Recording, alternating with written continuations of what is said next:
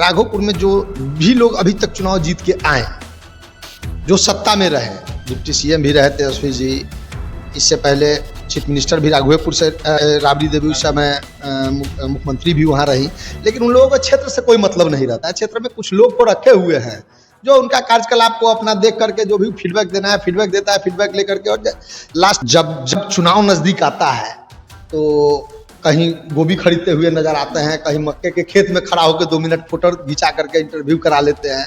ये सब तो एक बहाना है चुनाव का। चुनाव में लोगों के पास आके ही दिखाने का जो नहीं हम क्षेत्र से जुड़े रहते हैं। तो भैया बाकी 4 साल कहाँ रहते हैं? 4.5 साल तक। और यदि आपने कुछ किया तो दिखता है राघोपुर में।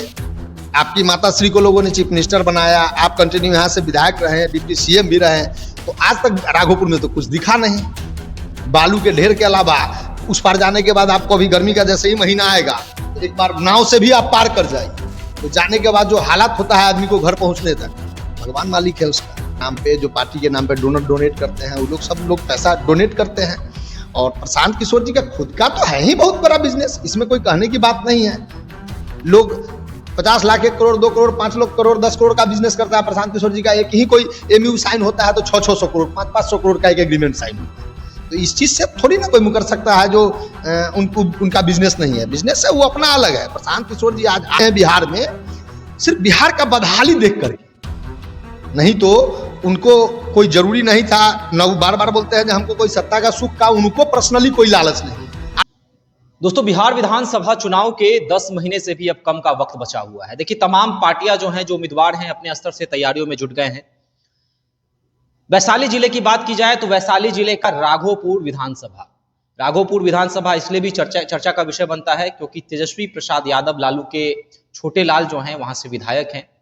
आरजेडी का गढ़ या सीट कहा जाता है, अभेद किला कहा जाता है, जहां पर लगभग 20 सालों से जो है वह किसी भी पार्टी ने इस पर अपना वर्चस्व नहीं जमाया है। अगर मुझे शायद याद हो तो 1975 की वो बात है जब कांग्रेस के विधायक जो हैं वहां से सीट जीते थे, और शायद 2010 में जो है यह सीट जेडीयू के खाते में गई थी, संभवतः, अगर मुझे याद है तो। और आपको बता दें कि राघोपुर विधानसभा इस बार के विधानसभा चुनाव में भी चर्चा का विषय बना हुआ है क्योंकि तेजस्वी यादव तो वहां के विधायक हैं ही, जनसुराज की भी खूब चर्चा हो रही है। जनसुराज प्रशांत किशोर इसके संस्थापक हैं। प्रशांत किशोर ने लगातार पदयात्रा भी किया और लगातार सरकार हो, केंद्र सरकार हो, उस पर लगातार कई तरह के आरोप भी लगाते रहते हैं। बिहार के मुद्दों को लेकर प्रशांत किशोर चलते हैं और एक विकल्प के रूप में भी देखे जा रहे हैं। देखिए, राघोपुर विधानसभा के से तैयारी कर रहे कह सकते हैं प्रत्याशी अमुख चेहरा हमारे साथ हैं। चंचल सिंह इनका नाम है, चंचल कुमार भी लोग कहते हैं। इनसे बातचीत होगी राघोपुर विधानसभा को लेकर। चंचल जी, सबसे पहले आपका बहुत बहुत स्वागत। आपको भी बहुत बहुत धन्यवाद हमसे मिलने के लिए। मुझे शायद याद तो 2010 में राघोपुर सीट जो है वह शायद जेडीयू को गई थी, क्या मैं सही हूँ? जी जी जी बिल्कुल। 2010 में सतीश जी चुनाव जीते थे, राबड़ी देवी हारी थी। बिल्कुल। तो राघोपुर विधानसभा सीट आरजेडी का अभेद किला कहा जाता है और उस अभेद किले में आपने सेंधमारी की तैयारी कर ली है। क्या लग रहा है, जनता का साथ मिलेगा?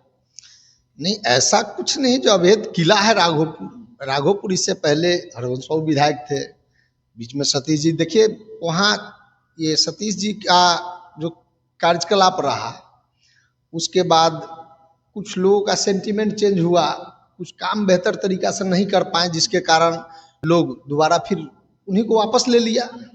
ऐसा नहीं है जो राघोपुर किसी का गढ़ है और वहाँ कोई दूसरा विधायक नहीं बन सकता है। राघोपुर की जो जेन्युइन समस्या है, कहा जाता है कि जिस क्षेत्र से पूर्व उप मुख्यमंत्री विधायक हैं, उस क्षेत्र में अभी भी विकास के कार्य नहीं हुए। कई तरह की तस्वीरें आती हैं कि राघोपुर से शिक्षक जो हैं वह नाव में बैठकर पटना पढ़ाने आ रहे हैं, तो बिहार के कोने कोने में नाव से चढ़कर जा रहे हैं। बाढ़ एक अमुक समस्या जो है राघोपुर की बनती जा रही है, कैसे दूर करेंगे? अगर आपको मौका मिलता है, जनता अगर आपको पसंद करती है, मौका देती है तो? देखिए, सबसे पहले राघोपुर ने तो चीफ मिनिस्टर तक देने का काम किया। राघोपुर में जो भी लोग अभी तक चुनाव जीत के आए, जो सत्ता में रहे, डिप्टी सीएम भी रहे तेजस्वी जी, इससे पहले चीफ मिनिस्टर भी राघोपुर से थे, राबड़ी देवी उस समय मुख्यमंत्री भी वहाँ रही, लेकिन उन लोगों को क्षेत्र से कोई मतलब नहीं रहता है। क्षेत्र में कुछ लोग को रखे हुए हैं जो उनका कार्यकलाप को अपना देख करके जो भी फीडबैक देना है फीडबैक देता है, फीडबैक लेकर के, और लास्ट टाइम होता क्या है, जातीय समीकरण के हिसाब से आकर के माहौल बना के चुनाव जीत के जाते हैं। विकास की बात कीजिएगा तो राघोपुर की जनता कितना त्रस्त है, एक बार उस पार जाके देखिए। हम लोगों का घर बिद्दुपुर हुआ, मेरा ननिहाल राघोपुर है, बराबर जाना आना होता है। हॉस्पिटल से लेके सड़क तक का वो हालात है जो पूछिए नहीं।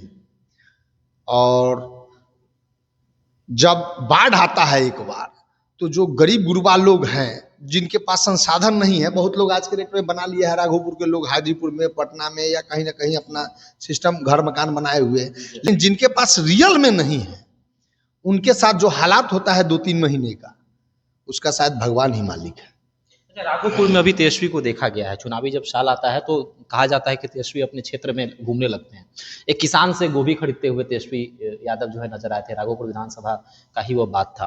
तो क्या कहेंगे कि चुनावी वर्ष है तो तेजस्वी क्या घूम रहे हैं, या फिर सचमुच विकास के कार्यों को लेकर जो तेजस्वी किसानों के पास जा रहे हैं? ऐसा कुछ नहीं है, बस अभी चंद दिनों पहले देखे थे कोई श्राद्ध कार्यक्रम था, उसमें भी तेजस्वी जी आए थे। जब चुनाव नजदीक आता है तो कहीं गोभी खरीदते हुए नजर आते हैं, कहीं मक्के के खेत में खड़ा होकर 2 मिनट फोटो घिंचा करके इंटरव्यू करा लेते हैं। ये सब तो एक बहाना है चुनाव का। चुनाव में लोगों के पास आके ही दिखाने का जो नहीं हम क्षेत्र से जुड़े रहते हैं। तो भैया बाकी 4 साल कहाँ रहते हैं, 4.5 साल तक, और यदि आपने कुछ किया तो दिखता है राघोपुर में। आपकी माता श्री को लोगों ने चीफ मिनिस्टर बनाया, आप कंटिन्यू यहाँ से विधायक रहे, डिप्टी सीएम भी रहे, तो आज तक राघोपुर में तो कुछ दिखा नहीं।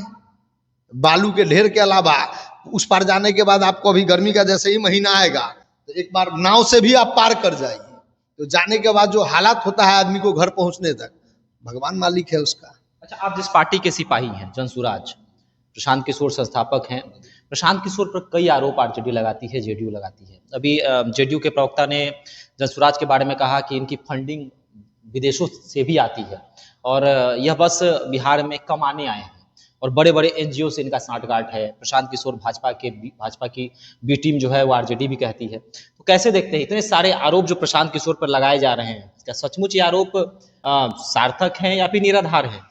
देखिए, आरोप लगा रहे हो, प्रत्यारोप तब जब जैसे ही प्रशांत किशोर जी दल का रूप लिए, जनस्वराज दल का रूप लिया, उसी दिन से इनके ऊपर प्रत्यारोप लगना चालू हो गया। ये क्या कहते हैं, इनको फंडिंग कहाँ से आता है, पैसा कहाँ से आता है। प्रशांत जी तो खुला मन से कई बार बोले हैं ये कहाँ से पैसा क्या आता है, जांच करा ले। जांच कराने के लिए टीम है ना भाई, एक से एक टीम बैठा हुआ है, जो विजिलेंस है, ईडी है, सीबीआई है, जिससे जांच कराना है जांच करा ले। और रहा बात जो पैसा कहाँ से आता है, तो पार्टी का बजाबते अकाउंट से लोग पैसा जमा करते हैं, उसमें सदस्यता के नाम पे, जो पार्टी के नाम पे डोनेट करते हैं, वो लोग सब लोग पैसा डोनेट करते हैं। और प्रशांत किशोर जी का खुद का तो है ही बहुत बड़ा बिजनेस, इसमें कोई कहने की बात नहीं है। लोग 50 लाख, 1 करोड़, 2 करोड़, 5 करोड़, 10 करोड़ का बिजनेस करता है। प्रशांत किशोर जी का एक ही कोई एमयू साइन होता है तो 600 करोड़, 500 करोड़ का एक एग्रीमेंट साइन होता है। तो इस चीज से थोड़ी ना कोई मुकर सकता है जो उनका बिजनेस नहीं है। बिजनेस है वो अपना अलग है। प्रशांत किशोर जी आज आए हैं बिहार में सिर्फ बिहार का बदहाली देख करके, नहीं तो उनको कोई जरूरी नहीं था। न बार बार बोलते हैं कि हमको कोई सत्ता का सुख का, उनको पर्सनली कोई लालच नहीं है और न पार्टी में किसी पद पे है। वो तो साफ साफ कई बार बोले हैं सरकार हमारी बनती है तब भी चीफ मिनिस्टर का मैं कैंडिडेट नहीं हूँ।